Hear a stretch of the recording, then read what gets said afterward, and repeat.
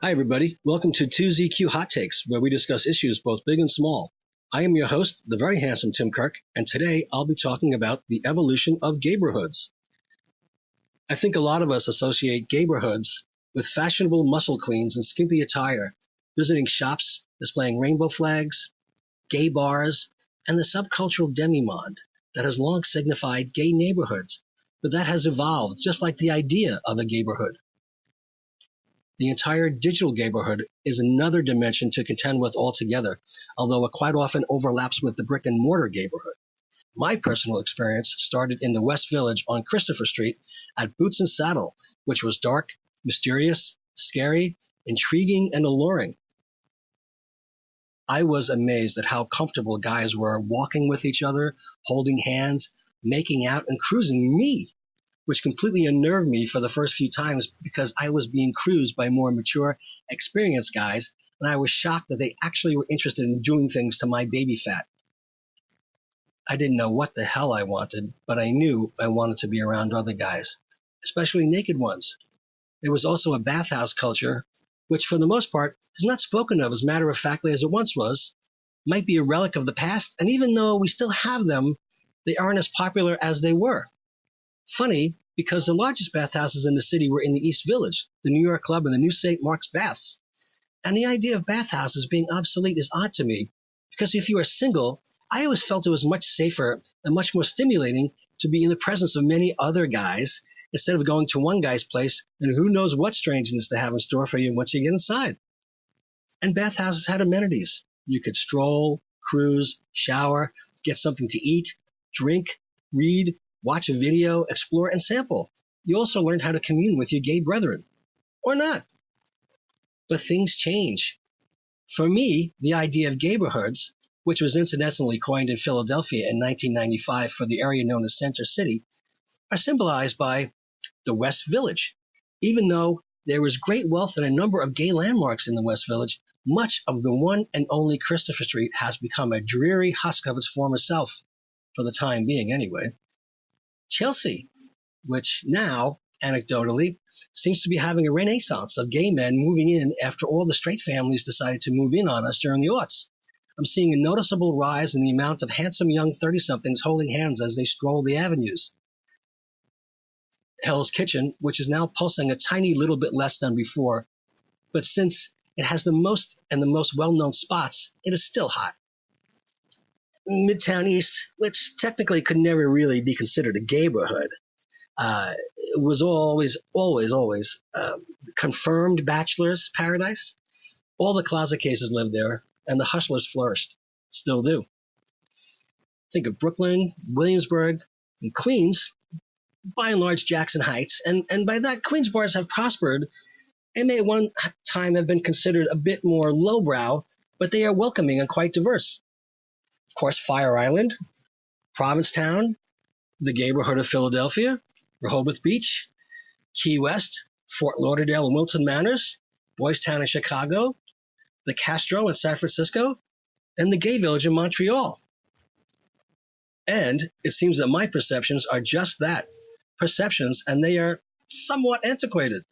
According to Road Snacks, the 10 gayest cities in the U.S. are, number 1, San Francisco, number 2, St. Petersburg, Florida, 3, Washington, D.C., 4, Portland, Oregon, 5, Oakland, California, 6, Minneapolis, Minnesota, 7, Atlanta, Georgia, 8, Denver, Colorado, 9, Long Beach, California, 10, Seattle, Washington, and New York isn't even on the list. And even though a lot of us feel that San Francisco represents the gay life in totality, the actual gayborhood of San Francisco has changed and moved over the course of time since the gold rush. The locale has moved at least 4 times. Mashable has a very good article about the gayborhood entitled "Gayborhoods Aren't Dead. In fact, there are more of them than you think." Amin Ghaziani, assistant professor of sociology at the University of British Columbia, writes, "Gayborhoods aren't singular sites, but have instead become cultural archipelagos, a series of queer islands connected by sexuality and gender. And cities will often have more than one of them.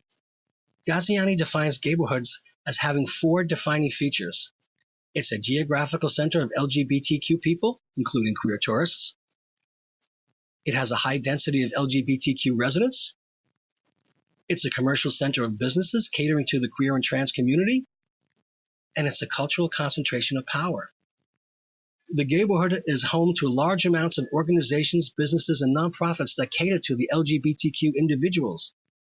Not everyone who lives in a Gayborhood self-identifies as LGBTQ, though a statistically sizable portion does. The article states, Gayborhoods formed as gay culture itself emerged in the post-war period and began to flourish. Think New York City's West Village in the Stonewall era or San Francisco's Castro district in the 1950s. These were radical communities, home to intergenerational bathhouses, butch femme bars, and sites of protest.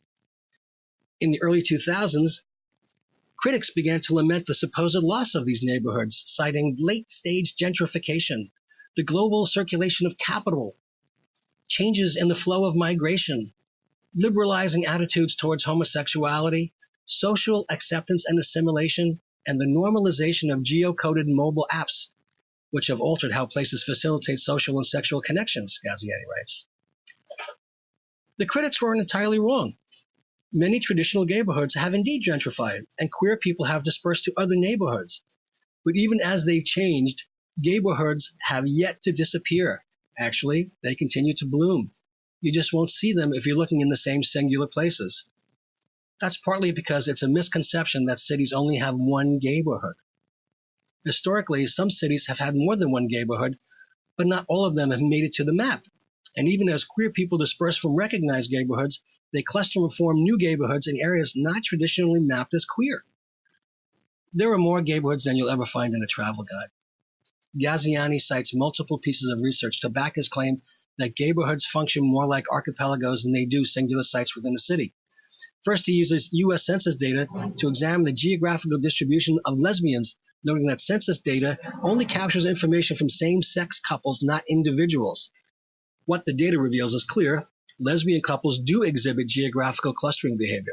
They just appear to be less visible because they often exist outside traditional Gayborhoods in less urban areas. Same-sex lesbian couples reside in both traditional Gayborhoods like Provincetown, where they make up 5.1% of all households, as well as outside of them, in areas not traditionally recognized as Gayborhoods. Only 12% of LGBTQ Americans aged 18 and above currently live in a Gayborhood. Like lesbians, queer people of color often reside outside popularly known Gayborhoods.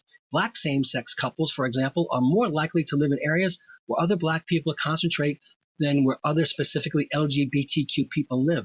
Case in point, same-sex black couples are disproportionately concentrated in Baltimore City, Maryland, where they make up 4.15% per 1,000 households, and Lee County, South Carolina, where that number stands at 3.69%. Lee County, South Carolina isn't exactly a well-known Gayborhood. Parts of that county nonetheless exhibit a key element of a Gayborhood, residential concentration.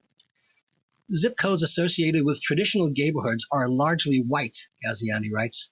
The assumption of spatial singularity is epistemologically harmful because it ignores the spatial capital and creative placemaking efforts of queer people of color. This includes youth of color, many of whom respond to the racial exclusions of the Gayborhood by building separate communities. By focusing on historically celebrated Gayborhoods, sociologists run the risk of ignoring both old and new Gayborhoods of color. Meanwhile, trans people are often excluded from conversations about the Gayborhood entirely. Disproportionately low income, they often lack the capital needed to live in traditional Gayborhoods. They report discrimination from both straight people and cis gays in neighborhoods. Even then, trans people can form their own cultural islands simply by sharing residential space together, an apartment, a building, wherever it may be. The existence of other Gayborhoods out there also provides a source of comfort. Ghaziani cites a recent study that found if you know your city has a Gayborhood and you self-identify as trans, you're more likely to think your city is safer for trans people, even if you don't necessarily feel all that safe in the Gayborhood. When the Gayborhoods of queer people of color, women, and trans folks are included, the Gayborhood no longer looks passé. It looks vibrant. It's more diffuse than traditionally conceptualized. Throw in digital queer neighborhoods, and the number of islands on the LGBTQ archipelago multiplies. Critics have long blamed the rise of digital queer culture for the supposed demise of the Gayborhood. Because many queer people have access to mobile technology and no longer need to find one another in bars, the argument goes, the need for gayborhoods diminishes. This thesis isn't without merit. New York, once an oasis of lesbian bars, now only has 3. Los Angeles has 0 lesbian bars. San Francisco, also 0. Seriously. But instead of looking at digital culture from a deficit-based perspective, consider reframing. Digital gayborhoods continue to thrive. Between Grindr and Scruff and Her, there are now dozens of location-based dating apps that bring people together in different zip codes. Unlike historical gayborhoods, which tend to be white, digital gayborhoods are often more open to diversity, giving room for trans and POC queers to connect. Here's how Gaziani describes it. You can queer any given space by logging on to see any queers near you. It undermines the traditional gayborhood as the sole locus. Many more areas of the city can now function as queer spaces because of digital culture. The article then says, let's say you agree with Gaziani's central thesis that gayborhoods aren't dying. They simply exist in an archipelago. If you've grown up in and around a traditional gayborhood, you might still experience the transformation of some of these neighborhoods as a loss. These centralized gayborhoods once provided very powerful political functions. Having a residential concentration of queer people in particular parts of the city means we can exert political influence. Sexuality is unlike other major demographic characteristics, Gaziani adds. It's not visible on the body in the same way. So the visibility functions of queer spaces is still very important for queer people to feel like they exist. So, in effect, the gay neighborhood is not dead or dying at all.